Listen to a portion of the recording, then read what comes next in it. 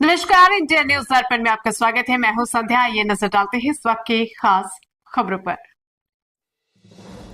बजरंग सरस्वती विद्या मंदिर में आयोजित किया गया सप्त शक्ति संगम का कार्यक्रम। नमस्कार, इंडिया न्यूज दर्पण में आपका स्वागत है। खबर बीकापुर अयोध्या से, जहां सुब्रानी बजरंग सरस्वती शिशु मंदिर उच्च माध्यमिक विद्यालय बीकापुर परिसर में 14 दिसंबर रविवार को लगभग 4 बजे तक सप्त शक्ति संगम कार्यक्रम का आयोजन किया गया। इस कार्यक्रम की शुरुआत दीप प्रज्वलन के साथ हुई। सुब्रानी बजरंग सरस्वती शिशु विद्या मंदिर प्रधानाचार्य शिव सिंह ने सभी आगंतुकों का स्वागत किया। इस कार्यक्रम का मुख्य उद्देश्य नारी शक्ति की महत्ता, आत्मनिर्भरता, संस्कार, पर्यावरण संरक्षण, स्वच्छता और स्वदेशी जीवन शैली को बढ़ावा देना था। कार्यक्रम की मुख्य वक्ता श्रद्धा सिंह ने अपने संबोधन में नारी सशक्तिकरण की आवश्यकता और समाज में महिलाओं की केंद्र भूमिका पर विस्तार से चर्चा की। उन्होंने कहा कि एक जागरूक और शिक्षित महिला ही परिवार और समाज को सही दिशा प्रदान कर सकती है। मुख्य अतिथि विदुषी सिंह ने कुशल मातृत्व की महत्ता पर प्रकाश डाला। उन्होंने कहा कि मातृशक्ति ही समाज की वास्तविक आधारशिला है। उन्होंने माताओं से आह्वान किया है कि वे परिवार और समाज के नेतृत्व की भूमिका निभाते हुए बच्चों में संस्कार, अनुशासन और संस्कृति का संचार करें। कार्यक्रम के दौरान विद्यालय की छात्राओं ने सांस्कृतिक प्रस्तुतियां दी। उन्होंने गीत, नृत्य और विभिन्न मंचन के माध्यम से भारतीय संस्कृति और नारी शक्ति का प्रभावी चित्रण किया। अंत में विद्यालय के प्रधानाचार्य शिव सिंह ने सभी अतिथियों, अभिभावकों, शिक्षकों और उपस्थित मातृशक्तियों का आभार व्यक्त किया। कार्यक्रम का समापन वंदे मातरम और कल्याण मंत्र के साथ हुआ। कार्यक्रम में उपस्थित सभी मातृशक्तियों ने संकल्प लिया कि वे सप्त शक्ति संगम के आदर्शों को अपने जीवन में अपनाकर स्वयं और समाज के उत्थान में सक्रिय भूमिका निभाएंगी। इस मौके पर विद्यालय का समस्त स्टाफ मौजूद रहा। इंडिया न्यूज दर्पण के लिए अमित सिंह राजपूत की रिपोर्ट। आज ये जो कार्यक्रम रखा गया है सप्त शक्ति संगम कार्यक्रम, इसके बारे में पूरी जानकारी दीजिए कि इसका क्या उद्देश्य है। मैंने सबसे पहले तो आप सभी को प्रणाम। मैं डॉक्टर आभा सिंह, सप्त संगम जो ये सप्त शक्ति प्रोग्राम चल रहा है, ये सारे शिशु मंदिरों में, देश के जितने भी विद्यालय हैं 13,000 शिशु मंदिर, उन सब विद्यालयों में ये राष्ट्रीय सेवक संघ के 100 वर्ष पूरे होने के साथ साथ ये 2025 में आयोजित किया गया है। अब इसके माध्यम से हम जितने भी मातृशक्तियों को एकत्र कर सकते हैं शिशु मंदिर में, जैसे जो भैया बहन पढ़ते हैं उनकी माताओं को, और जो नगर के अगल बगल के प्रतिष्ठित लोग हैं जो आना चाहें, सारी मातृशक्तियों को एकत्र करके उनको एक सही मार्गदर्शन देना ही इस कार्यक्रम का उद्देश्य है।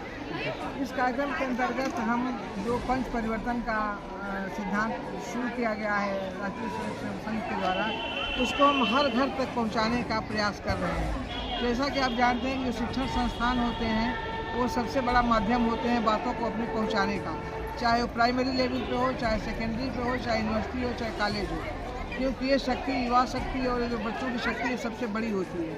ये बच्चे भी जाएंगे तो अपने घर में उनकी अगर मातृ शक्तियों को बुलाया जाएगा, जब उनके बात समझ में आएगी तो ये बात हमारे पूरे राष्ट्र तक पहुंच सकती है।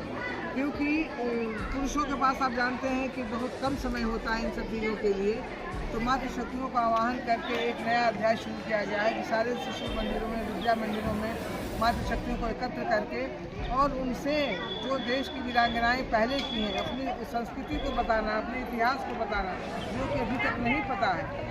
जो हमारे यहाँ महिलाएं जो विदुषी हुई या जो अपने शासन काल में बहुत प्रतिष्ठित हैं, जैसे जीजाबाई हुई, रानी दुर्गावती हुई, रानी लक्ष्मीबाई हुई, अहिल्याबाई होलकर हुई, ऐसे लोगों का नाम बता के इन बच्चों को अपने इतिहास से परिचित कराते हुए और आने वाले समय में उनके में राष्ट्रहित के प्रति संबोधित करना और राष्ट्रहित के प्रति जागरूक रहने का कार्य करने का उद्देश्य रखा गया है। और सप्त शक्ति संगम का यही है, जितने से ज़्यादा मातृशक्तियाँ एकत्रित हो जाएँ, उनको हम एकत्र करके उनके माध्यम से हर गांव, हर घर तक अपनी बातों को पहुंचाने का प्रयास करें। तो ये आज कार्यक्रम रखा गया सप्त शक्ति संगम कार्यक्रम, और इसमें मेन हम देख रहे हैं पूरे स्कूल में जो कि महिलाओं को बुलाया गया है, बच्चों के जो माता हैं उनको बुलाया गया है, और इसमें देख रहे हैं कि महिलाओं को आगे आने की प्रेरणा भी मिलती है। जैसे कि इसके बारे में क्या कहना चाहेंगे? जैसे कि हम संघ और समिति के माध्यम से समाज समाज में और देश में देश हित और मातृशक्ति को आगे बढ़ाने का निरंतर कार्य कर रहे हैं। समिति भी इसी कार्य में मातृशक्तियों के माध्यम से, जैसे कि संघ ने जो अपने लक्ष्य सामने खुलासा किया है पंच परिवर्तन के नाम से, उसमें कुटुंब प्रबोधन, सामाजिक समरसता और पर्यावरण संरक्षण, नागरिक कर्तव्य, स्व का बोध, इन सभी पे सबसे पहले सर्वप्रथम हम अगर कोई बदलाव कर सकते हैं तो वो अपने घरों से कर सकते हैं, स्वयं से कर सकते हैं। और हमारे घरों में हम जानते हैं कि कोई भी बदलाव सबसे पहले कौन कर सकता है, वो हमारे घर की मातृशक्तियाँ ही कर सकती हैं।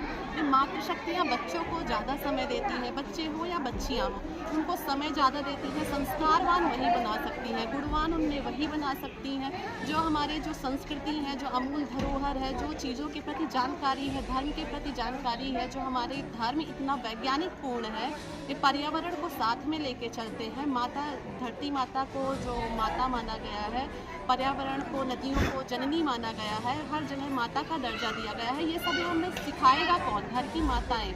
इसलिए इस समय संघ और समिति और जो भी संगठन काम कर रहे हैं वो मातृशक्तियों को आगे कर रहे हैं कि ये बच्चों को सिखाएंगे तो बच्चे, ऐसे बच्चे, संस्कारवान बच्चे खुद ही स्वतः ही राष्ट्र निर्माण में सहायक होंगे। और जो हम लोग एक भारत को विश्व गुरु बनाने का संकल्प लेके चलते हैं, वो संकल्प कहीं ना कहीं पूर्ण होते नजर आएगा। इसलिए हम सभी मातृशक्तियों को आगे कर रहे हैं। इन महिलाओं का सबसे बड़ा योगदान है। जी जी जी, महिलाओं को सबसे बड़ा योगदान है कि बच्चों को वो धरोहर, वो संस्कार देगी कि हम सभी एक नए भारत, एक जो बोलते हैं राष्ट्र प्रथम, विश्व गुरु वाले भारत की छवि को पूरा होते देख सकते हैं।